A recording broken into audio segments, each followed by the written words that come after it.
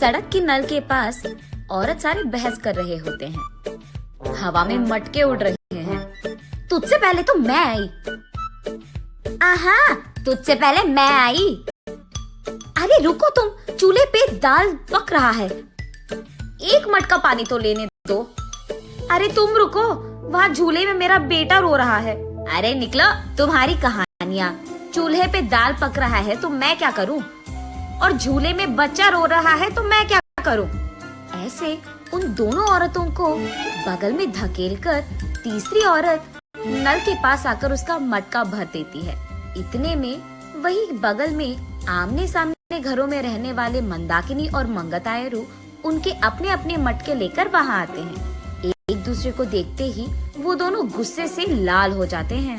मंगतायरू और मंदाकिनी दोनों सास बहू हैं और दोनों एक ही घर में रहते थे। मंदाकिनी मंगतायरू से बहुत लड़कर उसके पति को मनाकर अपनी सास के घर से बाहर आ जाती है। दोनों का अतीत उनके सामने आता है। एक मटका पानी लाने के लिए इतना नाटक करती थी, जब भी कुछ काम बोलूं यहाँ दुख रहा है वहाँ दुख रहा है कहती थी। और अब देखो, मेम साहब सुबह ही उठकर मटका में पानी भरने नल के पास आ रही है।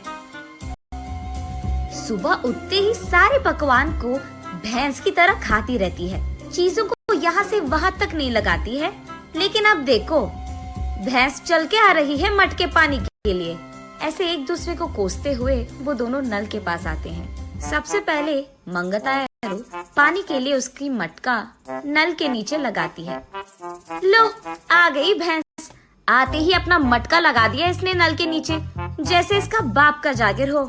ऐसे उसका मजाक उड़ाकर मंगतायरू की मटके को एक जोर का झटका देती है। बस मटका ऊपर उड़कर नीचे गिरता है। बाप रे, कितनी घमंडी है ये। मेरे ही बेटे के पैसे खाते हुए मुझे भैंस कह रही है, और ऊपर से मेरे ही लड़के को लात मारा तुमने। ऐसे कहते हुए मंदाकिनी की मटके को भी जोर का झटका देती है मंगतायरू। मैं तुम्हारे बेटे के पैसे नहीं खा रही हूँ, तुम ही मेरे पति के पैसे खा रहे हो। मेरे सारे बनाए हुए पकवान को सुबह से रात तक खाती रहती है तो भैंस की तरह ही दिखेगी ना। भैंस कहीं की मेरे ही मटके को लात मारती है। कितनी घमंडी है तू। मटके को ही नहीं, अगर मेरी सक्की ना, तेरे को भी मारूंगी, समझी? हाँ, जरूर मारेगी। इतनी घमंडी जो है।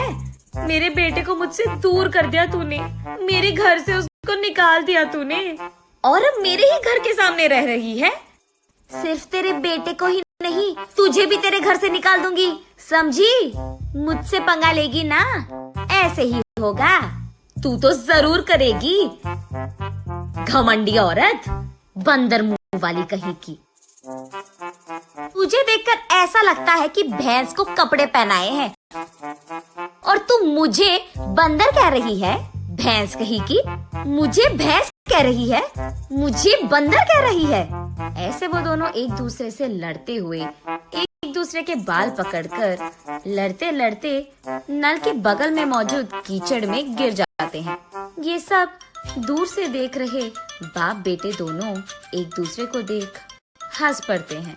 मंदाकिनी घर में सारा काम करते हुए रहती थी। उसे देख मंगतायरू, क्यों बहू, लगता है कि नल में ना पानी खत्म हो जाएगा, जाकर दो मटके ले आ बेटी। ऐसे ऑर्डर देती थी मंगतायरू। मंदाकिनी के हाथों बनाए सारे पकवान खाते हुए वो हमेशा शिकायत करती थी कि इसमें नमक कम है और इसमें मिर्ची ज्यादा है, ये तो बहुत तीखा हो गया, ये तो बहुत मीठा है। उसके शिकायत सुनने के 2 दिन बाद तक मंदाकिनी रसोई घर का मुंह भी नहीं देखती थी, रूठ कर अपना मुंह लटकाती थी। तब चुपचाप मंगतायरू को ही सारे काम करना पड़ जाता था।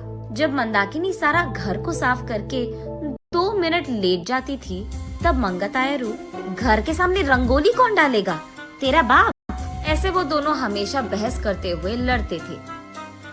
संदीप ऑफिस से लौटते ही एक तरफ मंगतायरू और दूसरी तरफ मंदाकिनी, दोनों उसको शिकायतें खूब सुनाते थे। ना अपने बीवी को बोलता था और ना ही अपनी माँ से कह पाता। अपने आप में बहुत निराश हो जाता था संदीप। बहुत दिन देखने के बाद अब उसके पास ताकत नहीं था।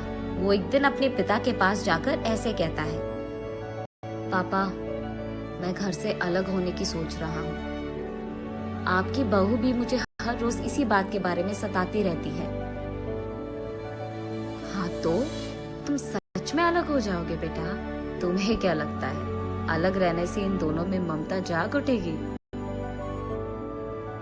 ममता और प्यार भले ही बाहर ना आए, लेकिन इन दोनों को इतना तो समझ आएगा कि एक दूसरे के बिना अपने अपने घरों में अकेले रहते हुए सारे काम अकेले करते हुए कितना मुश्किल है।